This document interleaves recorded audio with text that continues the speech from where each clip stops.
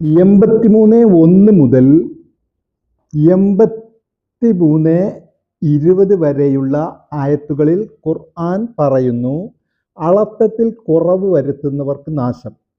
ജനങ്ങളിൽ നിന്ന് അളന്നെടുക്കുമ്പോൾ തികച്ചു വാങ്ങുന്നവരാണവർ. ജനങ്ങൾക്ക് അളന്നോ തൂക്കിയോ കൊടുക്കുമ്പോഴാകട്ടെ അവർ നഷ്ടം വരുത്തുകയും ചെയ്യുന്നു. ഒരു ഭയങ്കര ദിനത്തിനായി തങ്ങൾ ഉയർത്തെഴുന്നേൽപ്പിക്കപ്പെടുന്നവരാണെന്ന് അവർ മനസ്സിലാക്കിയില്ലേ?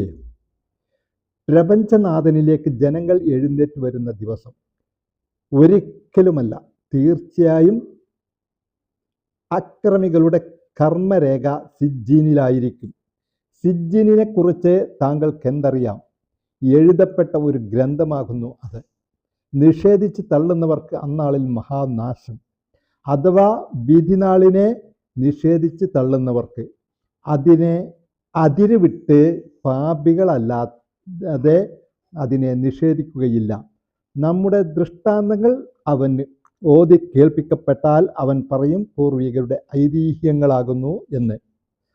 ഒരിക്കലുമല്ല, പക്ഷേ അവർ ചെയ്തു കൂട്ടിയിരുന്നത് അവരുടെ ഹൃദയങ്ങളിന്മേൽ കറയുണ്ടാക്കിയിരിക്കുകയാണ്. അല്ല, അന്നേ ദിവസം തങ്ങളുടെ രക്ഷിതാവിങ്കൽ നിന്ന് മറക്കപ്പെട്ടവരാകുന്നു തീർച്ചയായും അക്കൂട്ടർ. അനന്തരം അവർ ജ്വലിക്കുന്ന നരകാഗ്നിയിൽ പ്രവേശിക്കുക തന്നെ ചെയ്യും. നിങ്ങൾ നിഷേധിച്ചു കൊണ്ടിരുന്ന സംഗതിയാകുന്നു ഇതെന്ന് പിന്നീട് അവരോട് പറയപ്പെടും.